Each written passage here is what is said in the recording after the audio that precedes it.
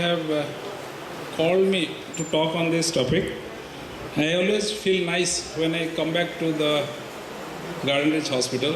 Gives me old memories when I meet my old friends. I thank again Dr. Mahapatra for something. At least he has made everybody awake. This management of hepatitis C may not be very enjoyable for many, but I wish everybody should have a little idea about this. This is a monster grabbing us slowly but steadily.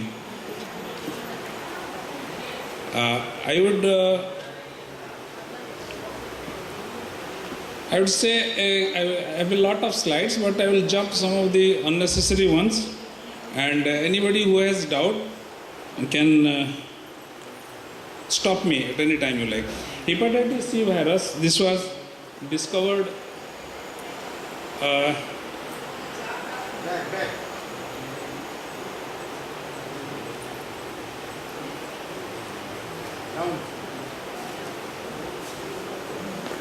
this was discovered in 1989. It's a small RNA virus. I'm not going to the details. This is prevalent worldwide. This is less than 10%, and green is 1 to 2.4%. This is the area of intermediate endemicity where the India is. This affects around 170 million people worldwide.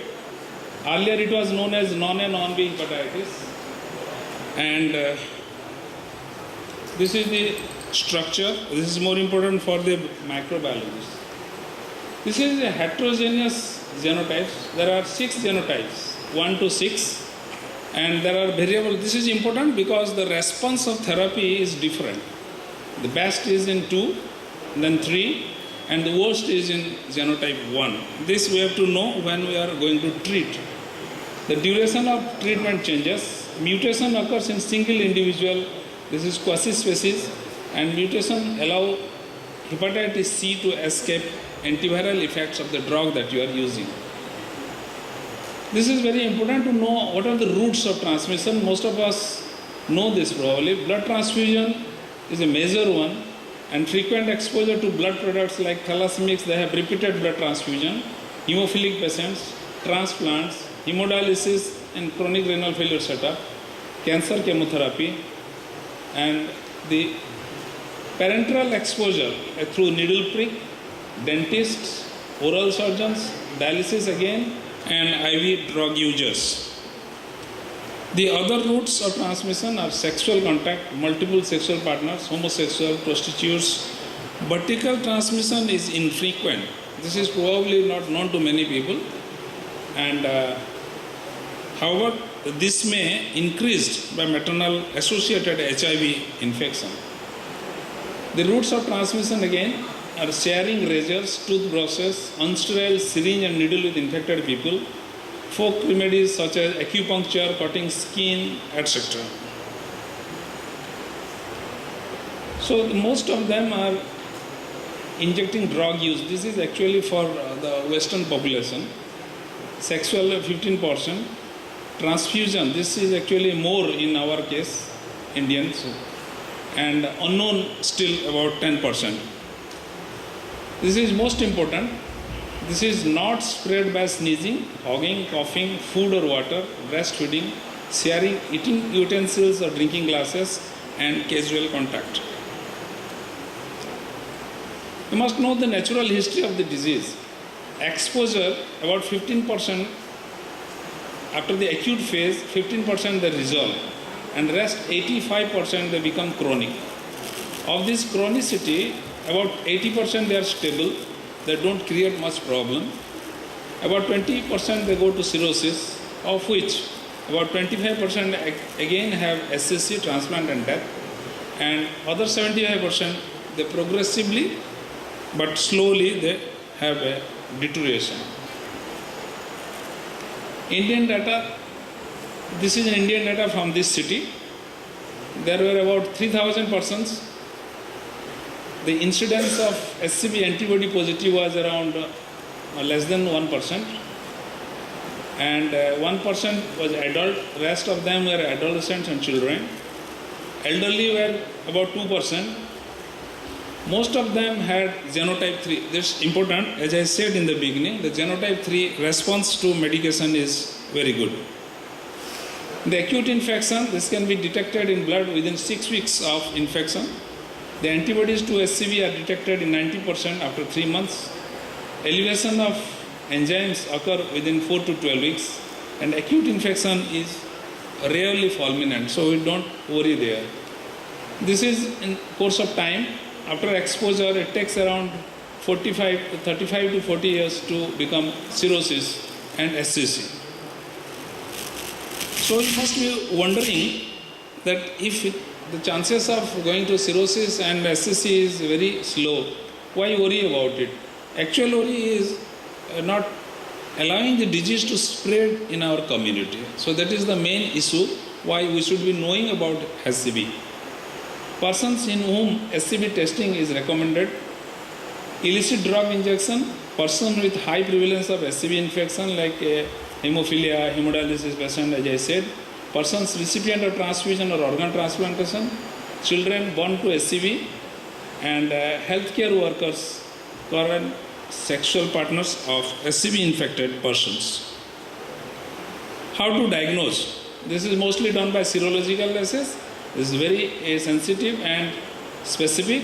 Third generation ELISA tests are done, and then after this, qualitative SCV RNA assays can also be done. This is very sensitive, but because of its cost,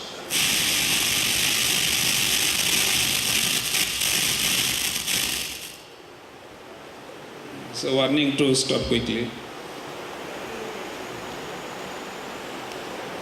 The quantitative assay is done only when you decide to treat the patient. I will come to the indications of treatment, and then we do the SCV genotyping. So these two sets of tests are done only when you decide to treat the patient. Liver biopsy, there is a lot of controversy. It's not mandatory, and the ALT serial estimation is required, and there are other non-invasive tests of fibrosis. What are the factors accelerating? These are the factors accelerating of the chronic hepatitis C: previous and concurrent alcohol consumption, older age, male gender, HIV, SCV co-infection. This should be HBV. The treatment objectives were to eradicate the virus, and second, histologic or clinical outcomes: delay fibrosis and progression to cirrhosis, and prevent hepatic decompensation and hepatocellular carcinoma. So these are the two major plans. The treatment of chronic viral hepatitis, agents used for them are interferons and ribavirin. At the moment, these are the two available in India. For this, it is important those who treat to know what is RVR, rapid viral response, early viral response, and non-viral response. So these are things when you treat, you have to know. End of treatment response, when there is undetectable SCV RNA at the end of treatment, and sustained virological response. This is what we try to achieve, is undetectable SCV RNA levels at the end of follow-up, that is after 20 weeks or 24 weeks of post-treatment. In course of time, we have developed like this. Initially, there was no treatment. In 89, there was monotherapy with interferon, which improved with monotherapy for 48 weeks. Then came the combination therapy, interferon, PEG interferon with ribavirin. And here with ribavirin, gradually the response rate is increasing, and it has almost reached around 85 to 90%. This is the result of SCV therapy, sustained virological response. Again, with various genotypes, genotype 1 and non-1, and with this interferon, almost they behave almost similarly.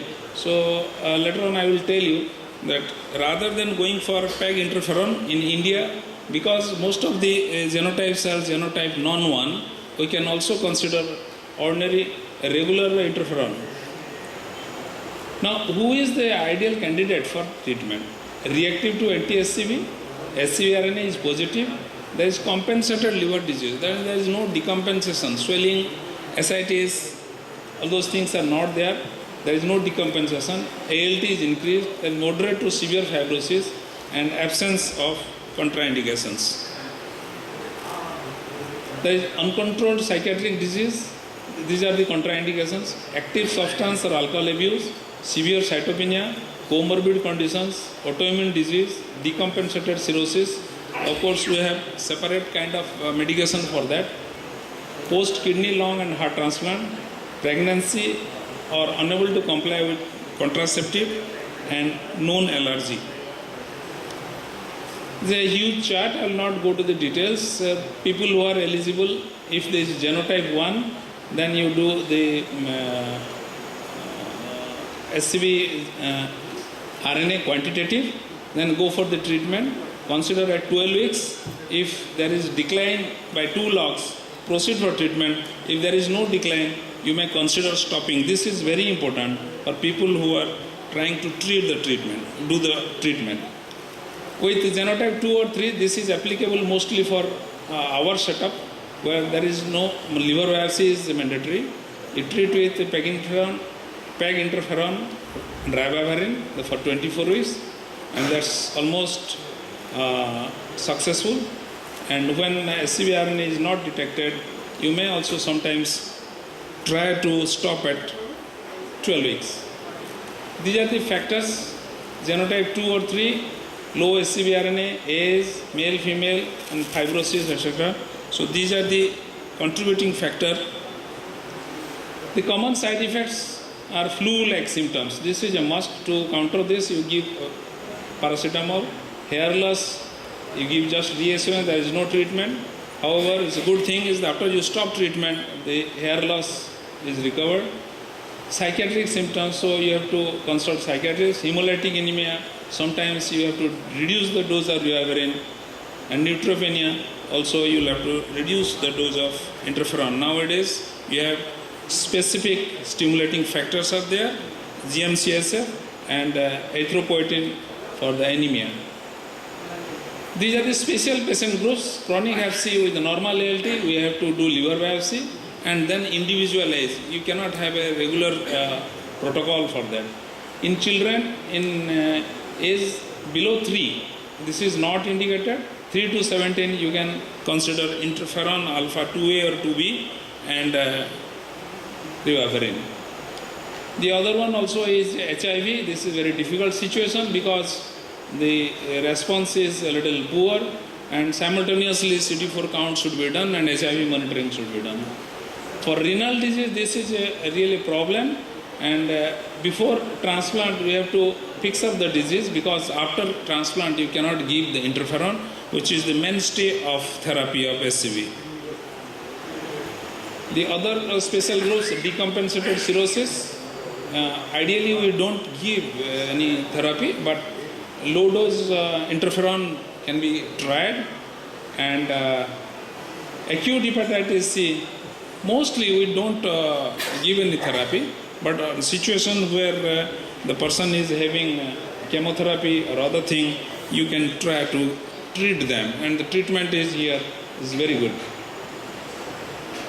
The newer therapies, these are on the research area, and some of them are have been tried in the Western countries but not available in India for use.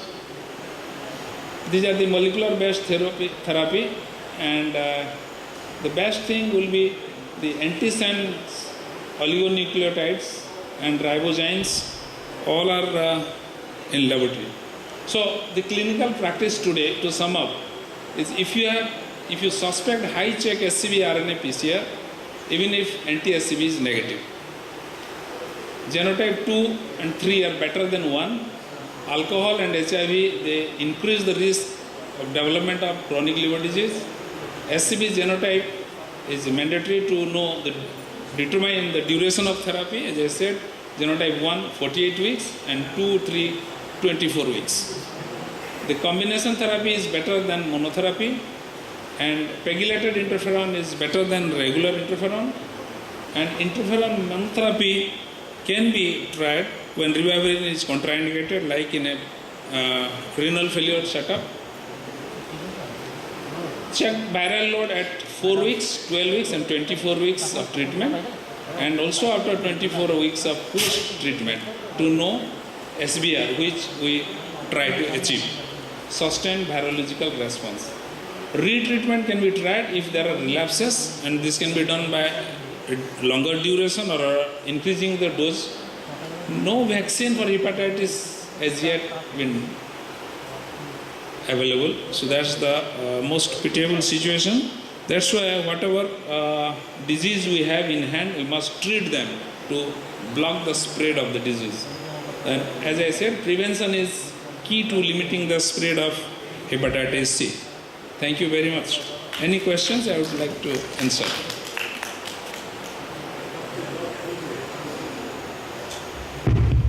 Now it is open for discussion. Any questions, any queries?